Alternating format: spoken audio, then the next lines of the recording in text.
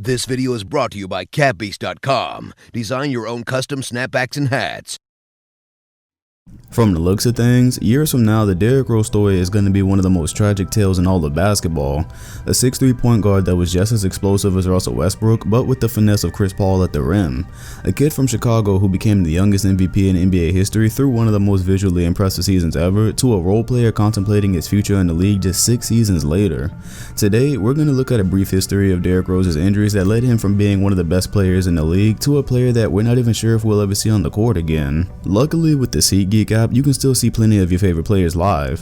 SeatGeek pulls tickets from all over the web and has them in one place to make purchasing one for your event really easy, and it also assures you'll be getting the best value for your ticket. While searching for your tickets, each one is ranked with a score from 1 to 100 that lets you know if you're getting a good deal or not for your purchase. On top of that, the app also provides you with a detailed view of what you would see from your seat before you even get there, which is extremely helpful. If you're interested in downloading this app, the link is going to be in both the comment section and in the description. If you're still on the fence, consider using my promo code DOM2K to get $20 off your first purchase. So Rose has had so many injuries since he tore his ACL that you may have forgotten there was a time when he was nearly playing full seasons with little to no issues. For instance, from his rookie season in 08 to his MVP campaign in 11, he never missed more than 4 games in a season, and for 2 of those seasons he played 81 games. That's a time nobody remembers because after the ACL, the name Derrick Rose basically became synonymous with the word injury, and here's how that happened. In his rookie season, Rose only had 2 injuries that were actually reported. At the very beginning of the season, he left the game with a strained hip flexor, and about 2.5 weeks later, he missed a game with a sore back. Nothing major there, as he made his jump from college to the pros, and he put together a nice first season, winning Rookie of the Year, leading the Bulls to the playoffs, and giving the reigning champion Boston Celtics all they could handle in round 1. In his sophomore season, he was really only bothered by your regular nagging injuries that you'd expect from any player going through a professional season. He had a stiff neck, a bruised right hip, but the only real troubles he had were that he sprained both of his wrists, and through these he only missed 4 games while showing great improvement from his rookie year. By the time 2011 rolled around, Rose was looking like a literal android, and he made it known that he was coming for the MVP trophy from the start.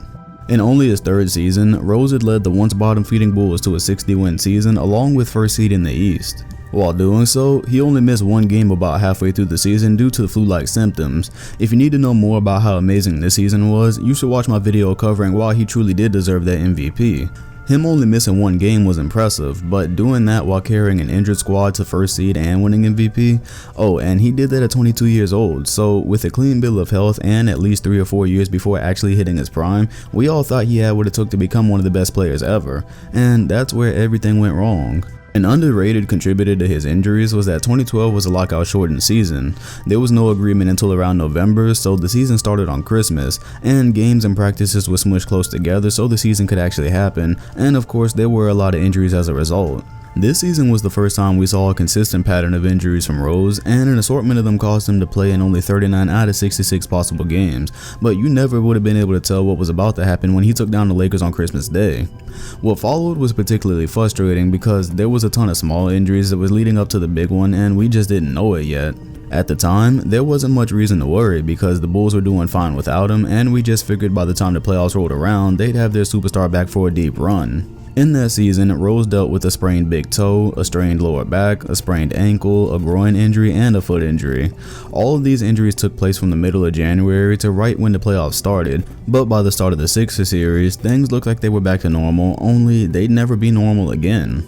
Rose was having an amazing night as he nearly triple-doubled with 23 points, 9 rebounds, and 9 assists. And then suddenly, in a game he shouldn't have still been in considering it was all but over, his knee gave out on a routine drive to the rim, and that moment was the end of D Rose as we knew him. I'll never be able to forget when the official news came in that it was a torn ACL. At the moment, I had a vision of Rose bouncing from team to team because he just couldn't regain his form, and eventually ending up like T-Mac at the end of his career because he couldn't contribute. I also remember thinking how impossible that felt at the time because I had only ever known the D Rose that was nothing short of amazing. I couldn't process him just being another guy after all I'd seen in his MVP season, but somehow we're basically there today. Still, at the time there was hope, and immediately after the ACL injury, I was one of the people who believed that if there was anyone who could beat an ACL tear, it was Rose. So we all impatiently awaited his return in 2013, only he wouldn't return despite multiple reports basically every other week after March that he'd be back at some point in the playoffs. Rose didn't want to return until he was absolutely sure he was 100%, and with his playstyle, I really didn't blame him. Unfortunately for fans, that moment wouldn't come at any point during that year, so the NBA world was on edge at the start of the 2014 season as we expected to see an MVP to return to the court after all that time. But he barely even made it to the middle of November before he had his first post-ACL injury, which was a sore hamstring. Of course, any type of injury he suffered was gonna scare people after so much time off, but most of us were willing to give his body some time to readjust to professional play. Sadly, just as it looked like he was hitting his stride, 11 days passed and he suffered a torn right meniscus after awkwardly turning around in a game against the Blazers. This was only 10 games into the new season, and with his second season ending knee surgery coming so soon, he gained the official label of being injury prone.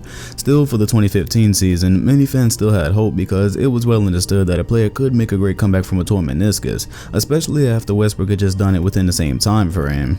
And when he did come back, many of us figured it would just be too cruel for him to get hurt again after all he'd been through. Little did we know, right?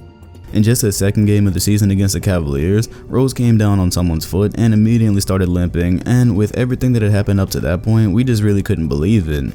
Just barely 2 weeks later, he went down with a strained hamstring in Toronto, and by that point, I'd say most people gave up on him just thinking his body could no longer handle the rigors of an NBA season. In early January, he was experiencing some soreness in the same knee he tore his ACL, and right before the month ended, the unthinkable happened. Nobody really knows when this injury occurred because there wasn't a specific moment, he was just having a lot of off games and nobody knew why.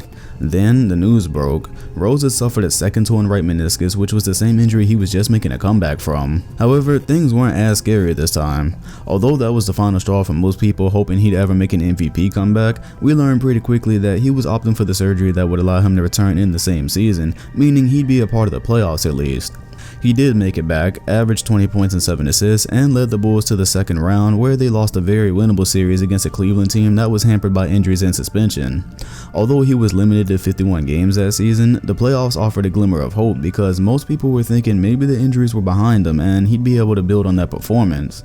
That hope faded pretty quickly as in the 2016 preseason, Rose took an elbow to the face that fractured his orbital, and this caused him to have to start the season with a mask and blurry vision. He then went on to suffer a sprained left ankle in mid-November, right hamstring tendonitis at the end of December, a sprained knee in mid-January, a sore leg in early February, more hamstring tendonitis in late February, a left abductor strain a couple of weeks later, and a sore elbow at the end of the season. By the time the injuries were done wreaking havoc, he'd missed another 16 games and the Bulls missed the playoffs. That was the end of his tenure with the Bulls as they finally decided to go a different direction by trading him to the Knicks. For the few people that still had hope, New York was looked at as a fresh start with aging superstar Carmelo Anthony, but it was the Knicks. Do I need to elaborate? The sad part about this season was that Rose was relatively healthy and he was having his best performance since he tore his ACL. The official injuries reported for that season were a back strain, back spasms, a sprained left ankle, a right foot injury, but none of those injuries were costing him major time, nor were they taken away from how he looked physically on the court. Rose was putting up averages of 18 points and 5 assists on 47% field goal shooting, which was good enough to contribute to some team out there in free agency, but he just couldn't get through the season without a major injury. Right as the year was coming to an end, Rose tore his left meniscus, which was his first real injury to that knee since the torn ACL, and by this point, it was hard to find a team that was going to take a risk on a guy who'd had a major injury to his legs in 4 of his last 5 seasons. Pretty predictably, the Cavs, who were looking for any help they could find, swooped in and signed him for what we thought would be a backup role considering they still had Kyrie at the time. And as usual, this season Rose was looking great physically. Despite everything life had thrown at him up to this point, he was still fast, he could get to the rim, and he could still score. But following the pattern of the last 5 years, one wrong landing was all it took to change his entire season. This wasn't too long ago, and I was watching this game with some friends. When he hit the ground, he hadn't immediately grabbed for his legs, so I thought he might have been okay, but I still remember taking note of the fact that his ankle had just bent in the opposite direction. Surely enough, Tyronn Lue came out and said it didn't look good, and to the recording of this video, that's the last we've seen of Rose. Whether we'll ever see him play again, that's up in the air, but I have a feeling we will. However, if he calls it quits, after everything we've gone over in this video, I totally understand why. The man just wants to be out there playing the game he loves, but he just can't seem to do it for any extended amount of time. But with him playing for the clear frontrunner in the East, and the fact that Isaiah Thomas is only weeks away from making his return, that means Rose can slide right into a 6-man role and give the Cavs valuable minutes off the bench.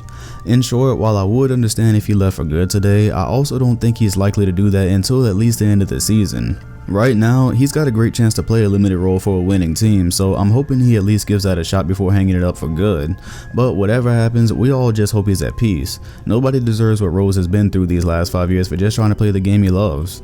And that's what I got for you guys today. Make sure to leave in the comment section below your thoughts on whether we're ever going to see him on the court again, and also leave your favorite memory of Rose, because he is my favorite player, and it just sucks that we've gotten to this point where he's considering retirement. I hope you enjoyed the video. Hit the like button, comment, and subscribe if you did, and hit the bell next to my name if you want notifications on future videos. Thanks for watching, and I'll see you guys on the next one.